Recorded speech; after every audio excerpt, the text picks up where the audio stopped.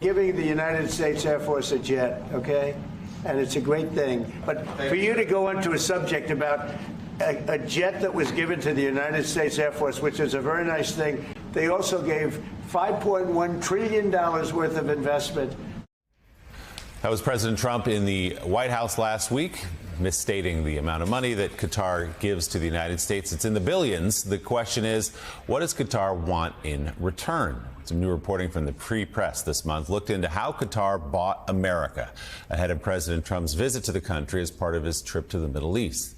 The piece reads, in part, countries have always used money to advance their interests abroad, and recipients know the bargain often includes realpolitik that requires them to hold their noses. Qatar is an extreme example of that geopolitical codependence. The influence built by Qatar in the U.S. has no modern parallel, whether compared with large American companies seeking to influence antitrust policy, energy firms trying to win new drilling rights, or other foreign governments aiming to shape U.S. policy or shield themselves from it. The article continues, for comparison, Qatar spent 3 times more in the U.S. than Israel did on lobbyists, public relations advertisers, and other foreign agents in 2021, nearly 2/3 as much as China did. That's according to the government's latest report. This graphic, produced by the Free Press, shows how that spending breaks down, totaling more than $93 billion. Let's bring in one of the reporters on this fascinating story for the Free Press, Franny Block. Franny, great to see you. Welcome back. So we want to answer the big question of why exactly Qatar is doing this and what they expect in return. But let's kind of break down where they're spending their money. We hear about universities, we hear about lobbying. Where is all this money going here in America? Absolutely. So I actually wrote these figures down because I knew they were so important. So again, in about the past decade, Qatar has invested over $30 billion in various businesses, over $20 billion in energy investments in the United States, over $8 billion to build Al Udeid, which is the United States' largest military base in the Middle East, again, funded by Qatar. Steve Witkoff went on Tucker Carlson's show a few weeks ago saying they pay for every dime of it, and over $6.3 billion to American universities, including universities like Georgetown and Northwestern, which actually have campuses in Doha. So that's where a lot of the money's going. Let's take the universities, because that's sort of front and center before us for a lot of people. Why is Qatar spending $6 billion on American universities? What are they getting out of that deal? Well, obviously, that is a central question, and we can speculate on what that why is, but we don't know exactly what it is.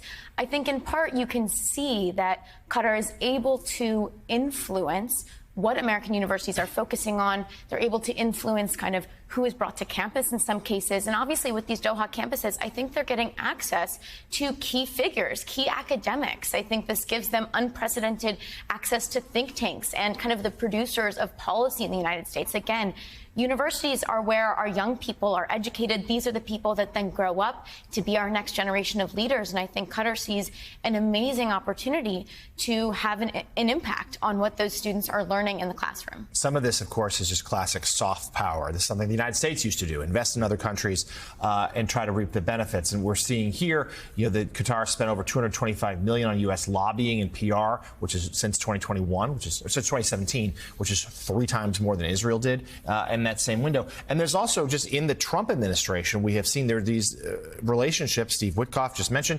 Also, let's not forget, they're trying to give President Donald Trump a plane.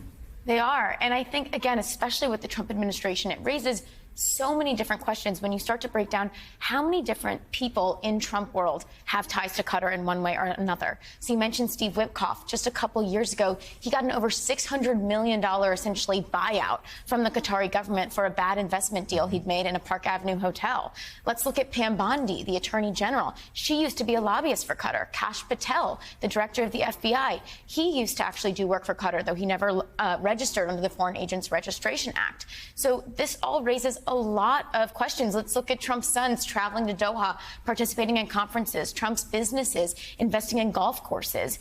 This raises a lot of questions. What kind of influence is Qatar looking to buy? And I think it's very clear that they're targeting Trump's world to try to gain that influence. And Eugene Robinson, I'll let you take it here, but let's remind people what Qatar does, who it is as a nation, which is somebody who supports Hamas, who funds Hamas, who shelters the Taliban, among many other things.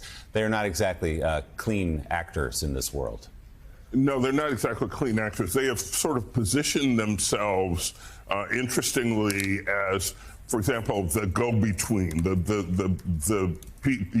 the country that can talk to Hamas. So when there needs to be a negotiation with Hamas, you could do it through Qatar, so it's an interesting game they're playing. Freddie, I'm interested in whether the Qataris are spending in other places as well. Are they trying to buy influence in China, in Europe, or is this just U.S. focused, which suggests that maybe they see a particular vulnerability in Trump world?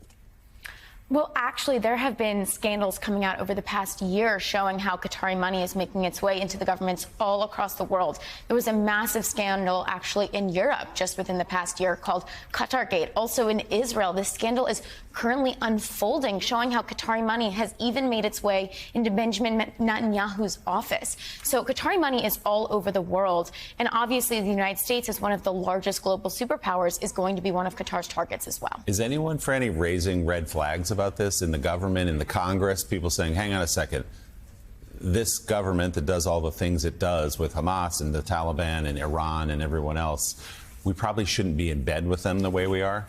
There are definitely members of the government raising red flags, but I also think part of what my investigation in the Free Press unveiled is that there are people on both sides of the aisle that are receiving the influence of the Qatari government, whether that's through lobbying. You have somebody like Jim Moran. He's a former Democratic congressman. He is now a registered lobbyist for Qatar. You have a guy named Andrew King. He's the former chief of staff of Lindsey Graham, a Republican in Congress. He is also a registered lobbyist for Qatar. So Qatar is going after both sides of the aisle. They're going after conservative media and liberal media. They're going after universities. They're going after all aspects of American life to try to gain some sort of influence to put out a positive image of Qatar and win over the American president as well, it seems. This is a fascinating story, explained so well in the new piece for the Free Press. Franny Block, thanks so much for bringing it to us. We appreciate it. Thanks for having me. That piece is available now online to read.